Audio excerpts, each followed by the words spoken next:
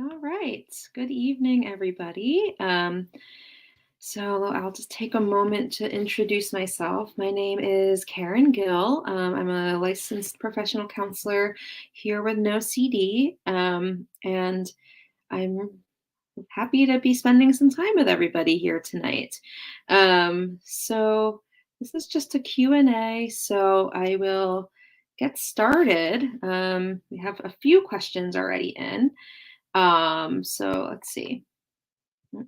Mm. All right. So this is a two-part from Zoe. And it says, hello, I've been watching live streams as a compulsion and was really triggered today by what I know was meant to be helpful advice. Second part. They said that worrying cannot stop or change anything. I've been feeling like my intrusive thoughts are true now, and I'm stuck in a life sentence of misery. I've started tearing up just watching it. Well, I'm so sorry, Zoe, that you are struggling, and that it seems like you're really going through a lot right now because of um, anxiety and your intrusive thoughts. Um, I mean, I think I don't know. There's not really a question here for me to answer necessarily, but I think um, if you think about the feeling of feeling triggered or feeling anxious and kind of feeling overwhelmed. Um, Almost as something that you are experiencing, and just like any other experience, there's a start and end point to those things, right? And so kind of really focusing on like having that experience happening, right? It's kind of right there in one part of your mind, right? And then what else can you focus on and do that is kind of in line with the kind of person, the kind of life you want to live, even with those feelings still there. Hopefully that can help give you some guidance, some direction. And hopefully tomorrow is a little bit better. Um, okay. All right, this question's about Xanax. So, from Your Majesty, Xanax helps my anxiety so much, but the general consensus is that it is bad for you. Can you explain more about why it is not widely accepted by doctors if it is so helpful to individuals suffering with OCD? Um, All right. So, full disclosure, I'm not a psychiatrist, I'm not a doctor. But I can give you some background on why it's often contraindicated or basically considered unhelpful for long-term anxiety, for the treatment of OCD and other anxiety disorders. It's often prescribed for short-term anxiety, right?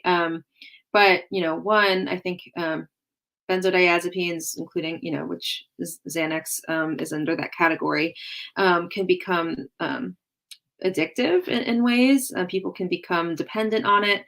And I know from just like a behavioral standpoint, it can um, kind of reinforce the need for something external to calm you down. And so that's sort of what ERP is, and OCD treatment in general, right?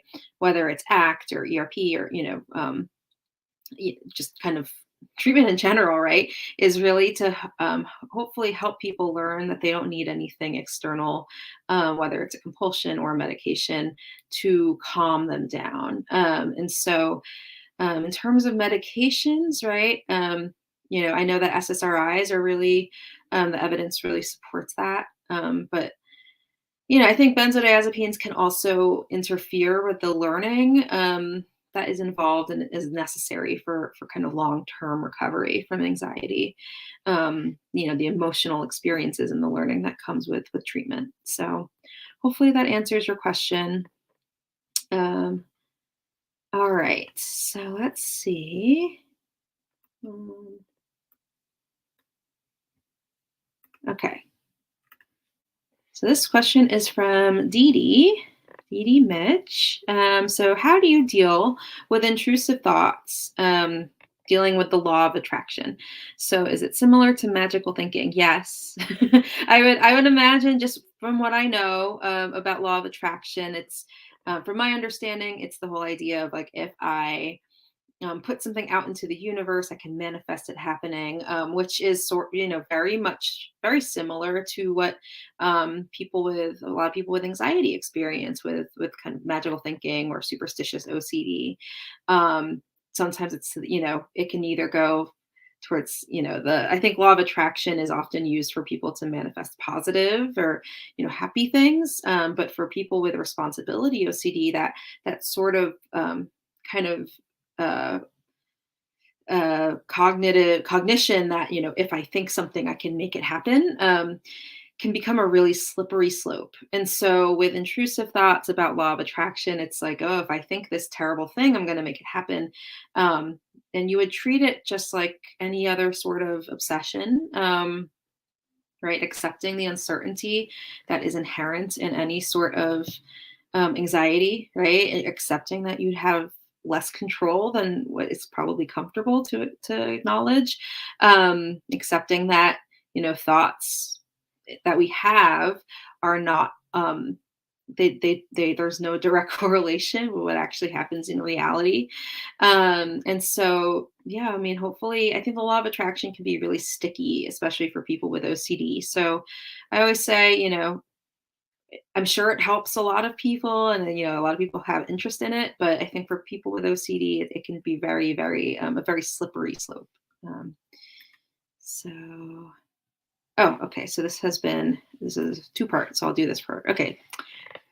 All right. So, hello. I've recently been avoiding compulsions, and I feel like my brain is almost expanding. I also rub my fingers together on my thumb, and I tend to grind my teeth and get mild headaches. Is this normal? The OCD started with a what if. I couldn't tell what was real and what wasn't. Basically, I couldn't remember if I'd done something in the past, constantly ruminating to try to find answers. Um, so I'm not sure. I mean, I try not. I tend not to answer questions about, is this normal, like this particular experience, just because I don't really know what's going on in a, full context. I mean, I think what you're describing about OCD starting with a what if, um, and that the feeling of, anxiety and tension that comes with not doing compulsions. um I think that part is very common, in terms of feeling tense and anxious after not doing compulsions, whether it's ruminating or anything else. um so, I mean, I think hopefully, kind of stick with it, right? Sometimes, like when you're think of it as like riding up a hill, right? The hardest part is like getting up to that top of the hill. And then, once you get to the top, you can kind of coast on your way down, with anxiety. So hopefully keep going you're starting with, resisting or reducing compulsions. I think that's a great start. Um, okay. So let's see. Okay. So how do I deal with compulsions? I feel strong urges to wash my hands, especially after using the toilet or touching things that I feel are dirty. It's very exhausting. It's really exhausting. Well, I'm sorry. I'm sorry that it sounds like you're struggling with those urges, right? Kind of feeling contaminated, perhaps. With compulsions, I often find, if you are doing exposures, right? I think it can be helpful to kind of take a gradual approach if you feel like you can't withstand the urge to do compulsions if you're doing an exposure. If you are doing exposures, to talk to your therapist or to kind of do something a little lower on that anxiety scale. um, there's a lot of approaches that people can use, and this is not just true for contamination, but this is just about response prevention in general. A lot of approaches that people can use to help support response prevention, whether it's kind of tracking it, right? Like as soon as you have the urge, to take a moment to like write down that you're having the urge. Basically create an obstacle, right? Or if you're going to have urges to wash your hands, right? Like see if you can go do something different for like delay it for a little bit. Um, and enlist the support of your loved ones. If you're living with people, let them know like, hey, I'm really trying to reduce my hand washing. How do you feel about you know keeping the soap with you and bringing it to the bathroom when you are going to use it? Or I'm really having an urge to do a compulsion, like, can you just tell me about your day? Right? Basically, what like it's not distraction because you're not distracting from the intrusive thoughts. You are delaying and focusing on something else other than your compulsions. And so hopefully that helps. Um, I've used kind of reward systems, for kids and adults, right? Every time you resist a compulsion, you get a little tally mark. And once you get to a certain level of things, you can like treat yourself with something, right? Um, Kind of celebrate that, right? See if you can just get like one more tally mark for yourself. So I think dealing with compulsions is hard. I also think that it's helpful to remind yourself in those times, like response prevention scripts, or messages, whether it's saying reminding yourself that like hand washing is just kind of going to reinforce that feeling of feeling dirty, or compulsions in general never work long term, right? They're pretty futile at the end of the day, right? Um, for contamination, it could even just be something like, even if I wash my hands, I'm not going to be free of of contaminants or germs or whatever it is that you're afraid of. And so I just need to learn how to sit with that. Um, kind of giving yourself those pep talks can be helpful too. Um, okay. All right. Good question. Hopefully that was helpful for people other than, outside of just contamination. All right. This question is from Steven. Any tips on getting through an extinction burst during ERP? The higher anxiety they bring is very hard sometimes. Um, all right. So by extinction bursts, I mean extinction bursts are really, to me, I think it's a sign that you're doing good work. Um, doesn't feel like that should be the case, but a lot of times, like when we're trying to change behaviors, um, not to like anthropomorphize our minds, or OCD too much, but it's almost like it's throwing a temper tantrum, right? If you've ever seen people when they can't get what they want and they throw a temper tantrum, that's sort of like what's happening. But it means that you're doing what you need to do. And so I always say like keep going with the response prevention. Um, if there's something in your life that you want to focus on more, that OCD has sort of been in the way, whether it's, say for example, I'm in, I just finished an exposure and or I'm doing treatment right now and I'm really trying hard and now OCD is sort of flaring up, right? What is it that I want to actually be focusing my energy, my time on, rather than compulsions, like really seeing the reward of not giving into OCD, and building more of that into your life. Um, okay, let's see. So this is from AG. How do you balance other skills like mindfulness, etc., with ERP if you're dealing with other mental health issues? Feel like I've been using every stressor as an exposure lately, and feel like I need a balance. Yeah. I'm not sure if what you mean by that is like that you've been like doing a lot of exposures lately, um, kind of going like really like gung ho towards ERP.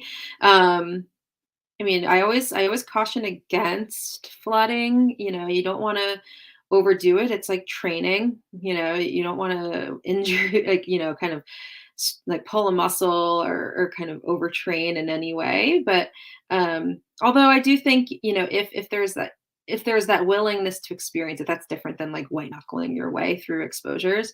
Um, but if what you mean also instead is that everything feels like an exposure, right? I do think that like it always comes down to function, right? Mindfulness is something that you can do outside of meditation. So I always say meditation it's like a square versus a rectangle, right? Um, Not all meditations are mindful, right? Um, but like, and mindfulness doesn't have to be a meditation, right? There is a lot of overlap there, but I think mindfulness in its true definition is to kind of just be able to observe what you're dealing with, what you're experiencing without analysis, without judgment, and really from that kind of, you can't see my hand, but from like stepping back, right? So that rather than kind of like going along with everything you're experiencing, you're taking a step back. So I actually think that it can go really well hand in hand with ERP. Um, you're experiencing things without judgments, and I think it can also help kind of, if you are in that kind of anxiety spiral, right? Say, okay, right, I am catastrophizing, or I am ruminating, or I am just going down that OCD rabbit hole, and I need to just take a step and recognize that that's what's happening. Um, and so I don't know if that answers your question, but I think that that can certainly be helpful. There's also like other skills that you could use, like um, and the name is blanking on me, but they use it a lot for people like in behavioral activation when you're doing something enjoyable. I think it's called like activity monitoring. I think that's the name for it. But like basically, I mean, you can incorporate mindfulness into that, right? A lot of like gratitude practices, things like that. Like when you're doing something enjoyable, like really kind of seeing it from a third party's eye, and seeing like, oh, right, like this is like, these are the positive emotions that have come along with it. Um, and so, hopefully that can help kind of give you some like, relief from everything that's been going on without really kind of going into reassurance territory, or kind of neutralization territory. And I think it can actually support the ERP work you are doing. So hopefully that helps. Um, okay. How about this? Okay. So this is from Vanessa. So advice for sensory motor OCD, like constantly focusing on swallowing, etc. Yeah. I mean, I always say OCD is OCD is OCD, right? If you kind of take the content out of the picture, and just break it down into like even just the name of the disorder, right? You you have an obsessive or an obsession, right? In this case, something about, I what if I can't stop focusing on swallowing, or what if something about, like like an automatic bodily process here, right? In the case of sensory motor OCD. um the next step is really important, right? So what do you do when you have that distress, right? Like the thought causes some sort of distress, whether it's, what if this takes over my life, or what if I stop doing this correctly, whatever it is for you. When that causes distress, how do you respond to it? What kind of things do you try to do to get rid of that feeling, or to prevent it in the first place? Because that's really actually what you want to target. So it's not actually about the content at all. It's about the compulsions that you're doing. And so, what compulsions are you doing? How can you begin? When do you do them? Right? What causes them? Like, what are the triggers for those behaviors? And then, what can you do to resist them? Do the opposite, delay them, whatever it is you have to do to eventually eliminate those compulsions from your life. And hopefully, that will help, kind of break that cycle, right, of sensory motor OCD. Um, okay, let's see. I'm going to take a sip real quick. All right, this is from Vanessa. All right.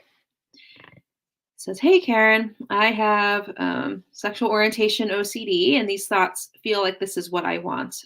I obsess over the possibility when it's something I don't want. Why is this? Some days I see it's OCD, and some days I don't. All right. I mean, that's the nature of OCD, right? Pathological doubt. It feels, do I want this? Right? What if I do want this? Do I want this? Why am I even questioning it? Is that a sign that I do want it? Right? You can replace sexual orientation OCD with literally any other kind of OCD that attacks somebody's identity or attacks, their kind of values in that way. And so, I think if you think about the way OCD kind of works, right? It takes something that um, maybe, a year ago before you had this thing, had this kind of theme develop. But you probably never gave it any other thought, right? And now it's like this question that has become incredibly meaningful and important to you. Um, and so, by checking, do I believe this, or do I like this? Do I want this? Am I attracted to this person? Am I not attracted to this person? Am I attracted enough? Right? Um, all of that kind of mental engagement with it increases the doubt of what you probably know, right, at the end of the day in your heart of hearts. Before you had this theme, probably never was important to you at all, right? The more you check it and obsess over it, kind of the more doubt you have, right? And so I think, when it comes to, intrusive thoughts or kind of questioning, is this something that I actually want? Is this something I don't want? Um, that in and of itself can be the way that OCD hooks you, right? And so recognize it for what it is. Oh, there's OCD asking me, demanding of me to answer this question that I will never have a good enough answer for. So I'm just not going to bother, right? And that's the hardest part for a lot of people, right? Saying, "I'm not gonna bother," right? That's the work that has to be done. So, alright, so let's see. Alright. Everything Philippines. Hello. Um, alright, is watching self-help videos and reaching out to those who already recovered considered a compulsion? And there's no easy way, there's no, like, blanket answer for that because it kinda depends, right? Right? It kinda depends on the person who's doing all those things, like, what's the purpose behind that? What's your motivation? What's the function of that? Um, in and of itself, is doing those things a compulsion? No, right? Could it become considered a compulsion if you're doing it to kind of ensure that you're going to get better one day, or to ensure that OCD is not coming back, right? Or to ensure that this is OCD, right? All of those really like tricky, sneaky ways that OCD likes to get us involved in things, right? If that's the reason, I would pump the brakes a little bit and say, huh, I wonder if I think this is a compulsion, right? If you feel like you have to do it, right, or else, that's also probably a kind of good rule of thumb to be like, huh, OCD is telling me I have to do something, right? Or I even you could take out that first part, right? I feel like I have to do this or else something terrible is going to happen. Well, that's probably a compulsion, right? But better to treat it as such, and see what happens. Okay. Um, if the motivation to watch self-help videos and talk to people who have recovered from OCD is just coming from a place of wanting community and, maybe having a community to help hold you accountable or to get some guidance on things, there's nothing wrong with that inherently. But always examine, okay, what if I couldn't do this right now, how would I feel? Right? Um, hopefully that helps answer your question. All right. It is hard not having a person here with me. I have to do all the talking. One second. All right. So this is from Jan. My friend with pure OCD stopped talking to me in November, and his OCD is severe, but he's acting normal. Is he ignoring his symptoms? Should I tell his family? This is tricky because obviously, you know, there's a lot of kind of personal things going on, right? I always say, talk to your friend first before you kind of involve. I don't know. Right? I guess it depends, right? So, um, I'm sorry he stopped talking to you. Um, it kind it's hard, like not thinking with my therapist hat on right now.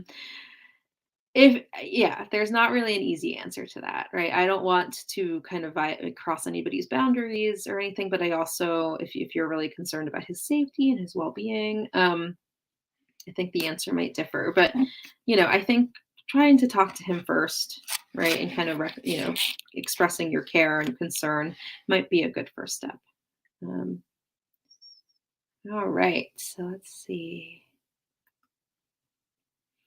This is from Allie. I just wanted to share this in case anyone else from the NoCD team is watching. So this is from Allie. I want to thank you for the great NoCD app and the great people in there. Well, I will pass that along. Thank you for saying thank you. It really means a lot. Okay, let's see. All right. So from Abrilli, hi, trying to learn about OCD to best support a loved one. I noticed that they use spitting to relieve from something that was a trigger. Is this considered a compulsion and best way to support? Um, well, I'm glad that you're here. It's really awesome that you're trying to find a way to support your loved one.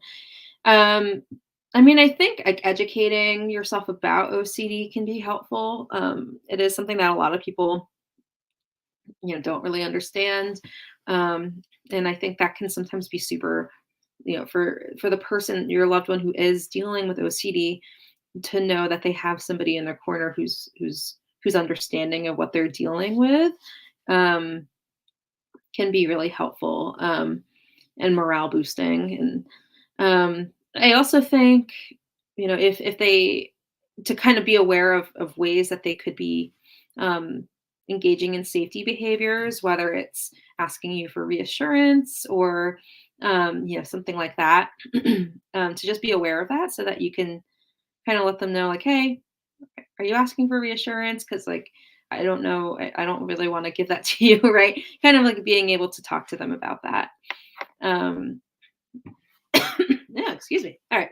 So they are using spitting to relieve from something. Yeah. I mean, it's hard for me to tell from where I'm sitting, but if it's to relieve themselves, like their anxiety, it might be. Right. But yeah, I mean, in terms of best ways to support, educate yourself on OCD. Let them know that you're there for them, and like you can ask them, like, how can I support you? Right? Would it be helpful for me to kind of stop you if I notice that you're doing a compulsion? Are there ways that I've helped you out with compulsions? Because I would like to not do that in the future, right? Um, support your loved one, don't support the OCD, right? And I think those are helpful places to start. Um, okay. All right. This question is from Kevin. So how do you deal with real event OCD? Real event OCD can feel a little tricky because it's about something that, from the past, right? That may or may not have happened, but maybe our the way that we are perceiving it feels incredibly real.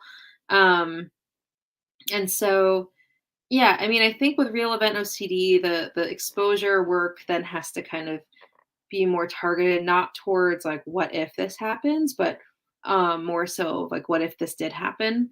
And But similar to other forms of OCD that are more future oriented, it's still all about accepting that you might never know. You're never going to have an answer that's good enough for OCD. Um, you're never going to be able to have the certainty about what happened on that event in question.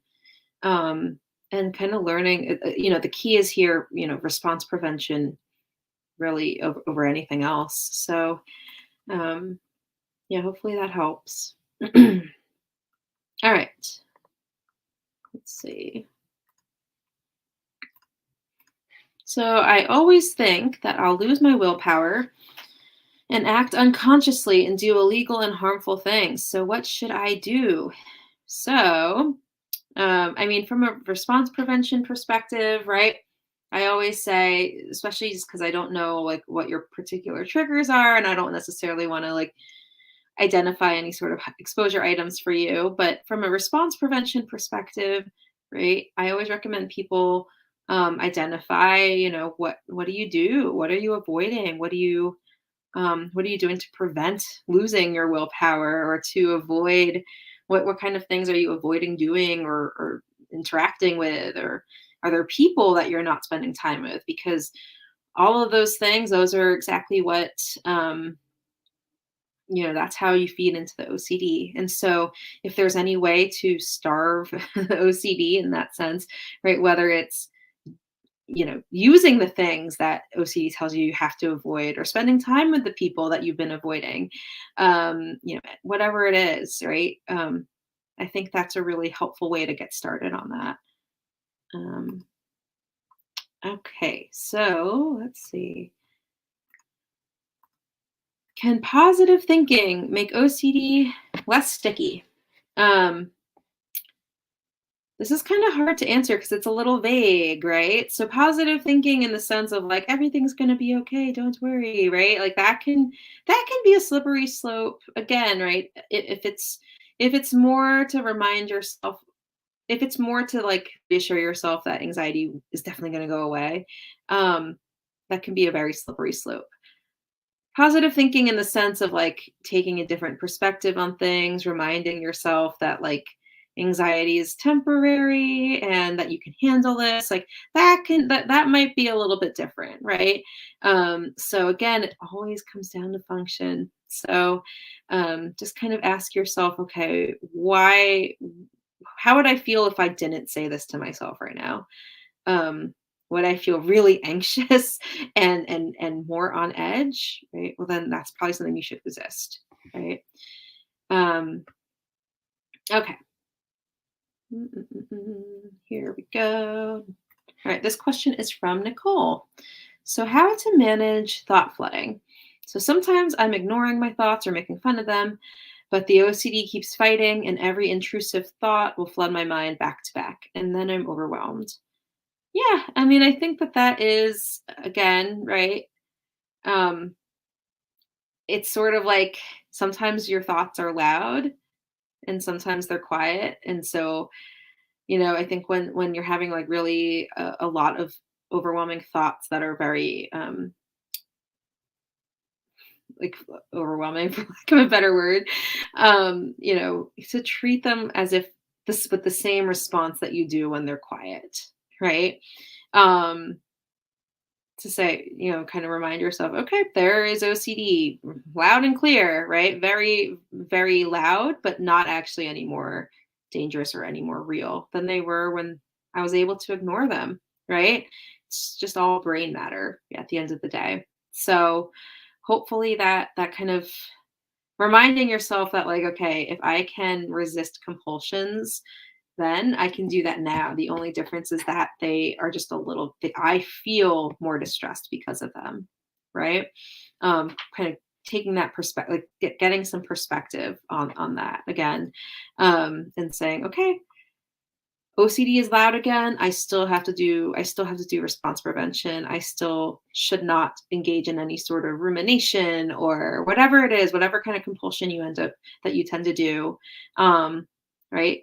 Just because the feeling is strong and overwhelming does not mean that the response needs to change, right? I always say, like, every time a thought pops up, even if it's like 100 thoughts a minute, right? That's 100 chances to do response prevention. And in fact, the more you do it, the easier it gets, right? And the quieter the thoughts become, right? Um, so keep going. Okay. I keep catastrophizing so many times weekly. Is there anything I could do with it? Scared that the worst thing will happen.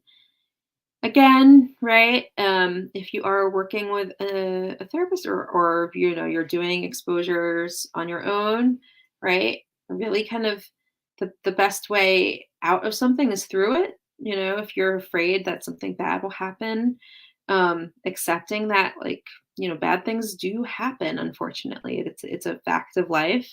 Um, do we have as much control over them as we would like? No, right?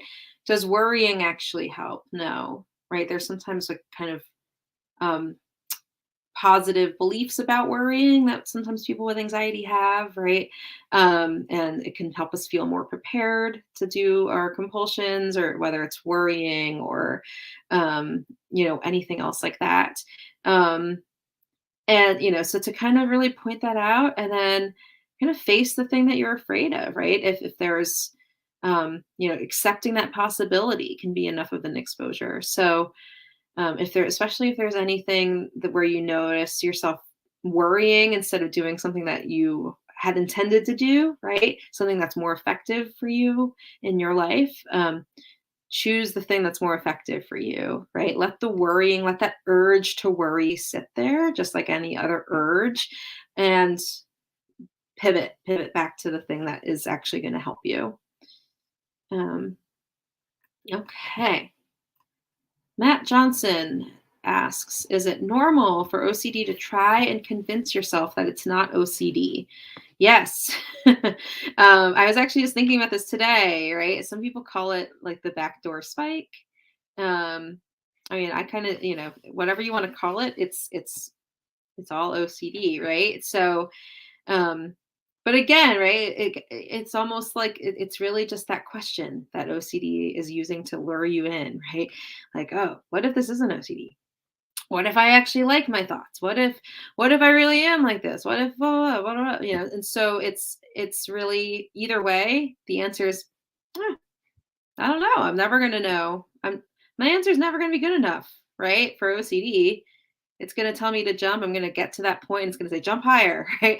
Jump higher and higher and higher. Keep going, keep going. The answer is just out of reach. And so at the end of the day, right, you kind of have to accept you're never going to have the answer it wants, right?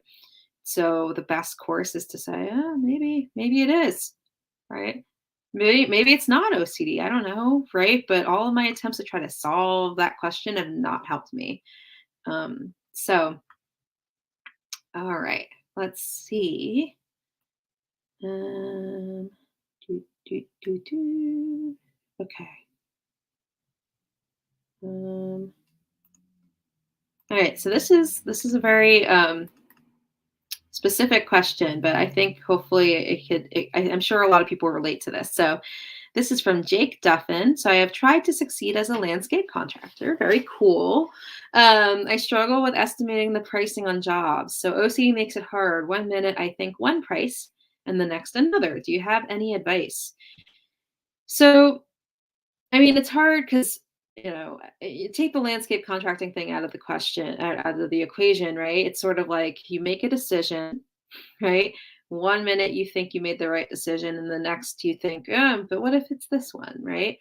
Um, Accepting that you might not know, right? Like what the correct decision is, or, um, kind of, you can use like your colleagues, right, as almost like a gauge for like, okay, what is a reasonable amount of kind of indecisiveness, or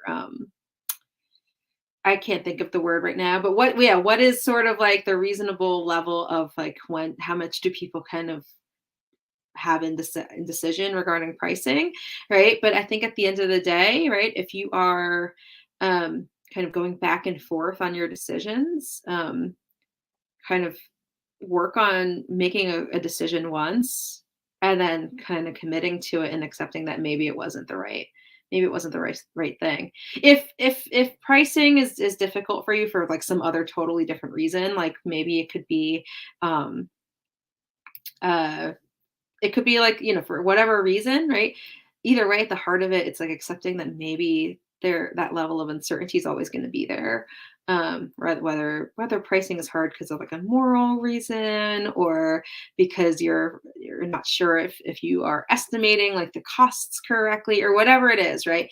That doubt could still be there, right? No matter how much you change it, right? So stick to the decision you made. Okay. All right. So,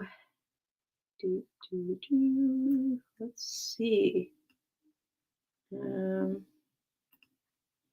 right.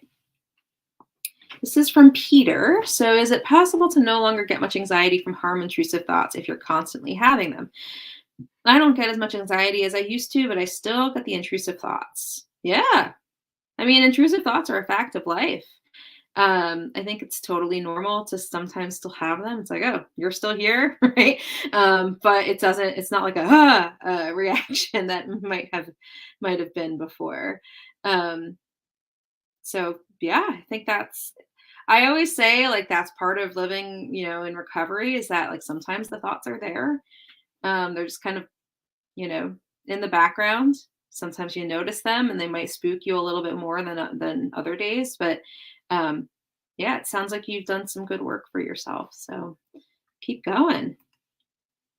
All right. This is, oh, yes. Okay. So this is in reference to an earlier thing. If you just joined, I mentioned doing like a reward system for compulsions. And it helps me, if I do my dishes at the end of the night, I get to wake up with no dirty dishes in the sink, right? So rewards do help, right? So make a habit rewarding and you're more likely to do it. So but yeah, for mental compulsions, you could do the same thing, right? I mean, mental compulsions, if you just kind of see them as a process that you're entering into, no different than a process that is outside of your brain, you can still do that, right? If it's one of those things where like you are catch yourself in a mental compulsion, right? As soon as you say, nope, gonna abandon that problem and move on to something different, you know, give yourself a point, right? So if you're kind of struggling and you're like, oh, what if I just thought about this, or like, oh, I really want to ruminate, or whatever it is, right? I really want to check in my mind how I feel. Whatever it is, if you resist it, give yourself the point, right? It works just the same way. So hopefully that helps with you. Okay. All right. So I have moral OCD, and after any conversation I go through, any conversation, I go through thousands of what ifs, and I fear what other people think of me. This caused me to always be alone. What should I do? Well, I'm so sorry. Like that sounds really tough to go through after conversations and interactions. It sounds, if I'm kind of feeling the question a little, like, accurately, it sounds like you don't actually want to be alone, right? And so OCD has said, oh, avoid people because you might offend them or you might do something wrong, whatever it is.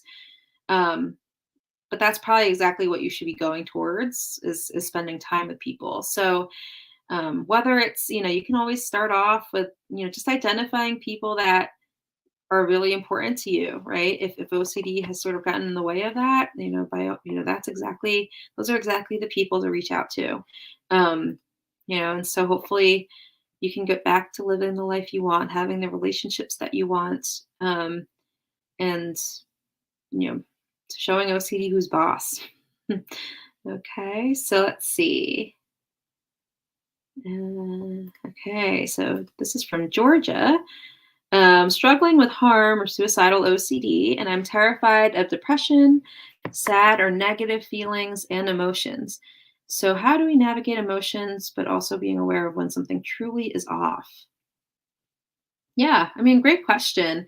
I think it's, from the therapist's perspective, it really is kind of a fine line because we don't want to be flippant with that kind of stuff, but we also don't want to feed into the idea of, oh no, every sad emotion could be, suicide, right? And so I think it's just kind of recognizing when you are in that what if spiral, and just being able to sit with whatever it is you're feeling and communicate it and with your therapist, right? If you are working with a therapist. And recognizing also, like for a lot of people with suicide OCD, right? There is a lot of catastrophic thinking or catastrophization. I've seen people use that word before. There's a lot of catastrophic thinking and kind of all or nothing thinking. And if I'm sad one day, that must mean I'm going to commit suicide, right? Or if I'm feeling kind of tired and lethargic and like I don't feel like doing anything, that must mean I'm suicidal, right? It's and kind of recognizing that no, there's a lot of in between there, and that gray area is something that OCD doesn't like, right? Regardless of the subtype, right? It's either or. right? And so living with suicide OCD or harm OCD is living in that middle where, if you do have a bad day, or if you do feel like moved to tears, or you're just feeling tired and lethargic and you don't feel like, maybe you're just not enjoying something as much, or whatever it is, right? Your mind, OCD, is going to say suicide, right? That must mean you're suicidal, right? Take a step back, right? Recognize, okay, what is it that I'm actually feeling? I'm feeling sad. Could it mean what I'm afraid it means? Sure, right? Does it mean that? I don't know. Let me just keep living my life, right? And so I think I think in terms of that second question, right, being aware when something truly is off, right? Continue to be forthcoming with the person you're working with. If you are working with somebody, kind of know that like there are supports for people when they are at that breaking point. Whether it's going to the nearest emergency room, or calling a hotline, or talking to a supportive person in your life. But also recognize that OCD will probably inflate that possibility much more than it actually is, right? So again, fine line, right? So okay, I'm just going to answer this question because I had mentioned it a couple times. So flooding is sort of like kind of what you think, what it sounds like. So instead of kind of like dipping your toes into anxiety, it's like opening a door and then all the water comes bursting in or something, right? So it's just kind of not, instead of taking a gradual approach, you're taking it's the opposite of gradual. It's going from like 0 to 100 without really any sort of working up towards that level. Um, okay. What happened to Dr. Patrick McGrath? So he just asked me if I could fill in for him tonight. I know he's usually here on Wednesdays, so I will let him know. But he should be back hopefully next week. Okay. So I know I need help with my OCD, but it is more settled now. And I feel like if I reach out and start talking about it in detail, my thoughts will get more triggered. So what should I do? I mean, I don't want to give any sort of like, advice about like you should do this or anything like that. But I'm always, whenever I'm preparing people for discharge, or when they are sort of towards the end of treatment, one of the big things that I always talk about, actually even like when they're new to treatment, when we start talking about recovery, right?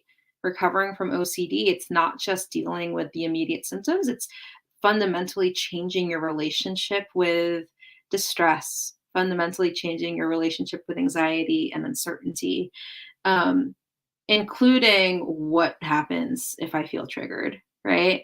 And so I always say, like really long term recovery, it's really at the heart of it is a being able to treat your OCD and your thoughts as what they truly are, which is irrelevant, right? They're not this big boogie monster that you need to live your whole life avoiding, right? And so hopefully that kind of answers your question. So yeah, definitely, if you are going to talk to anybody, right, you can always start slow, right? I do think that again, right, no need to, you can work with somebody on that, but I definitely think that it's something that you don't want to run away your whole life from your thoughts. So okay. So Chris says, I am starting therapy with no CD on Monday. Woo woo. Any suggestions for helping me stay out of the shower because I feel dirty and like everything is dirty? I feel sad. Well, I'm excited for you to start. It's incredibly. A lot of people when they're at the beginning of their treatment journey feel kind of down about themselves, about what's going on in their lives. Um, I mean, I think in terms of helping you stay out of the shower, right? Um, for response prevention, I always say, kind of like starting with just monitoring how much are you doing, right? What are you doing? And then working with your therapist when it comes time for that to come up with a really good game plan for how to start that response prevention, whether it's by reducing how long you're in the shower, kind of planning, like figuring out a way to prevent yourself from spending that much time in the shower. Um, right. But, hopefully you can work with your therapist on that. And, I'm hopefully, that'd be cool. Like in another Q&A, if you came in and gave us any sort of updates, obviously, but I'm really, hoping that it goes well. Um, all right. So let's see. We have 10 minutes left. So, um, let's see. Um, okay. All right. This is from the B run. I get angry and in autopilot, the intrusive thought gets in my mind, and I have the urge and the feeling to say it, but I know what it is, so I stop. So, how can I hold the urge to say it? So, hmm. I mean, it sounds like you're doing that, right? By not saying it, like you recognize that you have the urge. You're having the urge to say whatever it is that's in your mind. Um, I mean, I think I don't know if your question is more about how can I handle like the distress that comes from not saying it, or what. But I think coping with that, like recognizing that the feeling you're experiencing, the urge, and then like the behaviors, right, are kind of three different points of that triangle, right? And so like kind of addressing like m- acknowledging that anger, right, acknowledging the urge, and then doing something different, rather than saying it, even if it just means you have to take like a few moments before doing something differently, right? I don't know if that answers your question. Okay, let's see. So, how do I stop compulsively looking at or scanning all people in my eye vision when I also have to be aware and hypervigilant as a girl in public? Okay. Right. So, I mean, I think, unfortunately, if you are needing to be aware of your safety, right? Kind of seeing, I always, one time I worked with somebody who had a similar fear, constantly looking over their shoulder. But it became like an issue where they stopped going out and, all that kind of stuff. But it started because of very real concerns, right? And so I think kind of taking the cues from other people who might not have the same level of anxiety as you, right? How much do they scan? How much do they look around? Um, because the kind of unintended consequence of constantly being hypervigilant is that we actually like you might like not be able to focus on what you're actually doing because you're kind of constantly scanning. So in that case, I always say like take the cues from what is considered a reasonable level of caution from the people around you. So hopefully that helps. Um, okay, let's see. When this is from James. I don't know what you're holding in your picture, but okay. So when I'm with friends, I frequently struggle to stay present because I'm focusing on where my objects are located. For example, is my phone in my pocket? Should I move my water bottle? How can I stop this? Um, I mean, I think if you are constantly focusing, right, kind of redirecting your focus back to whatever it is that's going on in the moment, right? Like purposely engaging in a conversation with your friends, um, really like practice, it sounds cheesy, but like really practicing active listening with your friends, like if whatever they're doing, right? Any chance you get and anytime you have that urge to check where your things are located, kind of if you catch yourself kind of checking, right, immediately shift your focus back to the moment, right? What is it that's happening when, are they doing something funny? Did I just miss a joke, right? You can, I think that kind of stuff can be helpful because it's still response prevention, right? And then you get the added reward of probably having more enjoyable times when you're out with your friends. And then also like pairing that with the acceptance of uncertainty of, maybe I might not know where my things are. And obviously I don't know you, so I don't know what your the big underlying fear with that is, but doing exposures to that could be also kind of that two part, that 1-2 punch that is needed. Okay. And this is from Delta. So, what advice do you have regarding self-compassion while dealing with OCD? I genuinely don't feel I should be or deserve to be nice to myself. Well, Delta, um, I've worked with a lot of people with that kind of intrusive guilt, right? For many reasons. OCD can be particularly cruel when it makes people feel like they don't, like they're just terrible people, right? And so, um, sometimes the exposure is to be kind to yourself. It's like the exposure and the response prevention all in one, right? If I'm good to myself, then that's like saying I'm okay with my intrusive thoughts. Well, yeah. I mean, if that might be the exposure that you have to do, right? Because then you are, again, the goal of treatment is for OCD to be irrelevant, right? And when you are kind to yourself, even when OCD is screaming at you that you don't deserve it, right? That's how you start that process. And so it can start with small things, right? It doesn't have to be like you don't have to hang up a banner that says, I love myself, right? But it can just be things like, really examine what it is how it's affecting you in your day to day life, right? Whether it's, I don't deserve to comb my hair, or I don't deserve to eat something nice, or enjoy my meal, or enjoy my time with my family, or do something that I really love, or feel joy, right?